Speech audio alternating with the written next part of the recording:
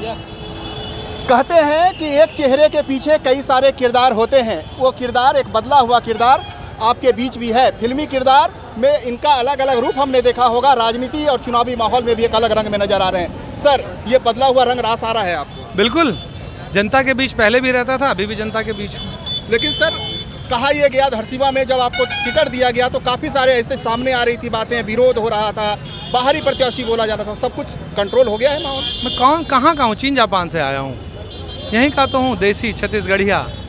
भाई आप ये तो लोगों के कहने, कुछ तो लोग कहेंगे, लोगों का काम है कहना, छोड़ो बेकार की बातों में, कहीं बीत न जाए रहना। सर, जब आप धरसीवा के लिए जब आप पहुँचे हैं, पब्लिक का रिस्पांस किस तरह से मिल रहा है? कहा जा रहा है कि ये कांग्रेस का गढ़ है, पिछली बार जीते भी वहाँ पर कांग्रेस के, ये बात अलग है कि देवजी भाई पटेल वहाँ से जीते थे, तो आपको कांग्रेस के उस दरार को, उस खाई को पाटने में कितना वक्त लग रहा है? क्या माहौल लग रहा है धरसीवा का? क्या कुछ नजर आ रहा है अभी जब आप जा रहे हैं लोगों के बीच?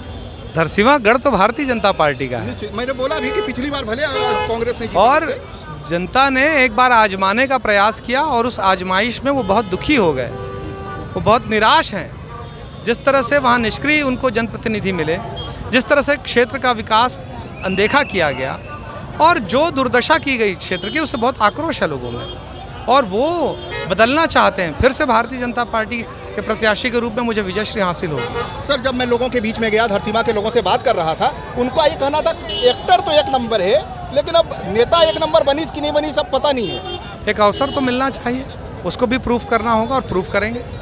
अभी जब आप लोगों के बीच जा रहे हैं तो वादे क्या कर रहे हैं? आपने धरसीवा में क्या ऐसी परेशानियां देखी जिसको आप चाहते हैं कि जब मैं धरसीवा में विधायक बनूं के जाऊं, जनप्रतिनिधि चुनकर जाऊं, तो फिर वहां का ये जो कमियां हैं इसको दूर करूं? पहली बात तो ये है कि जो निष्क्रियता रही उसकी वजह से सारे विकास कार्य ठप हो गए हैं। शराब की समस्या है जिससे पूरा माहौल ख़राब हो रहा है क्षेत्र का।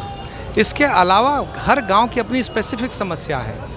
रोजगार की समस्या है कि स्थानीय युवाओं को वहाँ पे उद्योगों में प्राथमिकता से नौकरी मिलनी चाहिए, उन्हें उचित सैलरी मिलनी चाहिए।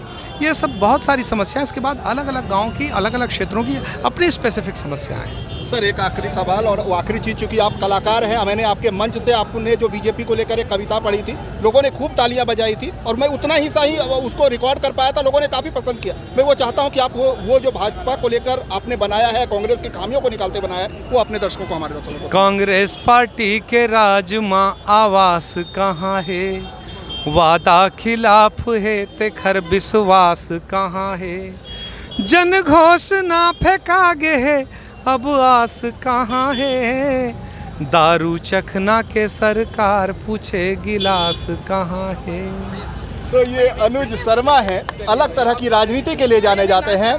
किरदार इनके भले ही बदले हुए हैं, लेकिन कहा यह जा रहा है कि जिस तरह से फिल्म में ये सुपरस्टार बने, उसी तरह से जब चुनावी माहौल में भी ये अलग ही सुपरस्टार की भूमिका में नजर आएंगे। धरसीवा में ये जरूर चुनाव जीत कर दिखाएंगे। और जैसा कि फिल्मी किरदार हैं, इन्होंने हमारे साथ बातचीत का समापन भी उसी अंदाज में, उसी फिल्मी डायलॉग के शक्ल में जरूर किया है। तो देखना होगा कि परिणाम क्या कुछ इस फिल्मी कलाकार जो एक राजनेता की भूमिका में लोगों के बीच पहुंच रहा है, उसका साथ क्या मतदाताओं को मिल पाता है। आपने अगर हमारा चैनल सब्सक्राइब नहीं किया तो सब्सक्राइब करें, लाइक शेयर और कमेंट करें। नमस्कार।